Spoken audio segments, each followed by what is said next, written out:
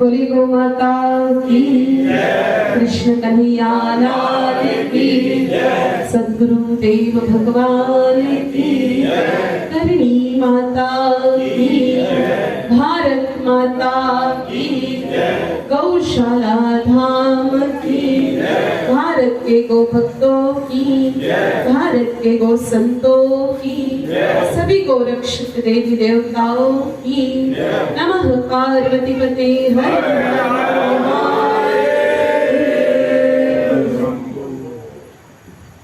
आज सुबह सुबह हम सभी लोग यहाँ पर इकट्ठा हुए हैं गौ माता के बारे में कुछ जानने के लिए। वैसे तो कल से पर्वत पाटिया के माहेश्वरी भवन में 5 दिवसीय गौ माता की कथा प्रारंभ हो चुकी है और आज कथा का द्वितीय दिन है। हम यहाँ पर गौ माता के बारे में कुछ चर्चा करने के लिए आए हैं 5 दिनों तक। वैसे मुझे सूचना थी कि कल कुछ भाई बहन यहाँ से पहुंचे थे कथा में। कितने जने आए थे आप लोग? अच्छा, मतलब 8-9 जने आप पधारे थे, बाकी भाई बहन नहीं पहुंच पाए किसी कारणवश। उसमें एक कारण तो आलस्य हो सकता है, दूसरा कारण अच्छा ध्यान नहीं था, और तीसरा कारण ये हो सकता है कि पता होने के बावजूद भी कहीं तो ढांढा डोरारी कथा है तो कथा में कहीं जाओ। देखो नॉर्मली क्या होता है, भागवत कथा राम कथा के बारे में सबको ये जानकारी होती है कि क्या बोलने वाले हैं वक्ता, परंतु गौ माता की कथा जब होती है तो मन में अनेकों प्रकार के संदेह होते हैं कि 5 दिनों तक ऐसा गायों पर क्या बोल देंगे। और दूसरा संदेह ये होता है कि जाएंगे तो थाली में 5-10 रुपया तो डालना ही पड़ेगा। शायद इस कारण से लोग गौ माता की कथा में जाने से एक बार घबराते हैं। तो ये दोनों ही कारण मैं आप लोगों को स्पष्ट कर दूं। पहला कारण ये है कि गाय माता देखो पशु प्राणी नहीं है, और गाय माता की कथा तो इतनी लंबी है कि हजारों साल तक एक व्यासपीठ लगा करके बोले तो भी हजारों साल कम पड़े, क्योंकि भगवान श्री कृष्ण की लीला केवल द्वापर युग में हुई थी और वो भी कुछ निश्चित समय के लिए।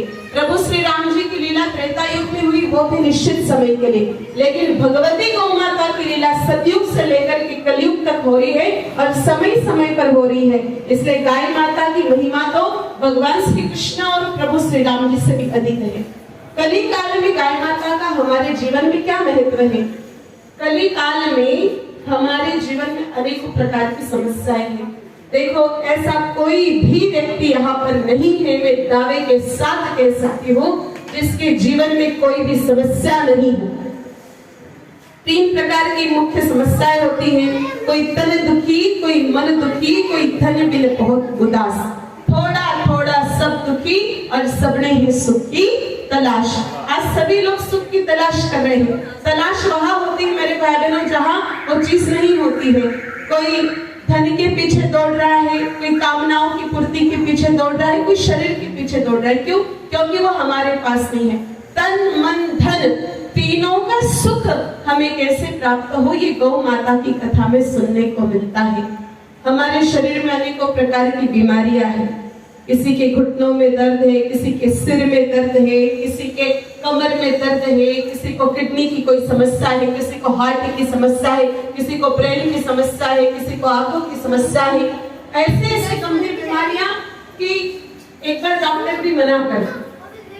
तो इन सभी समस्याओं का समाधान गौ कथा में सुनने को मिलेगा। मैं आपको 2 मुख्य समस्याएं बता दूं आज की।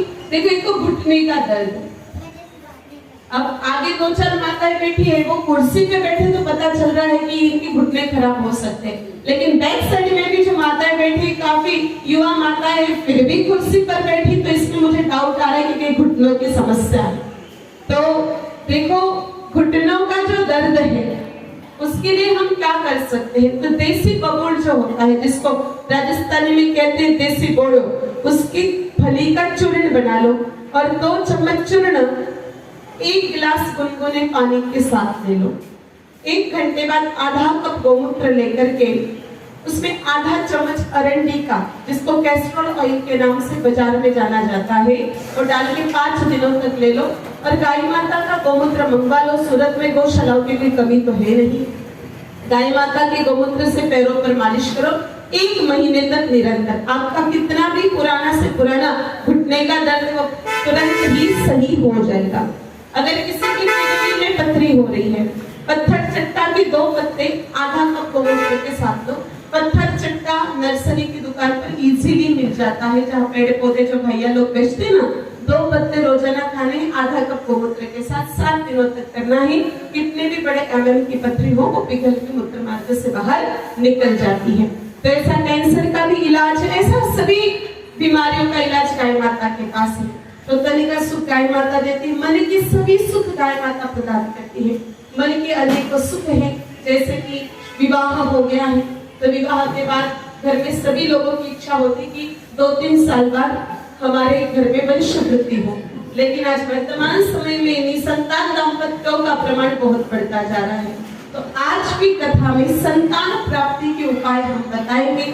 और देखो, इसमें कोई खर्च बिल्कुल भी नहीं है। जितने भी हम बातें बता रहे हैं, या तो गौशाला में जाकर के वो करनी पड़ेगी, या तो किचन में मसाले के डिब्बे में वो चीजें आपको मिलेगी।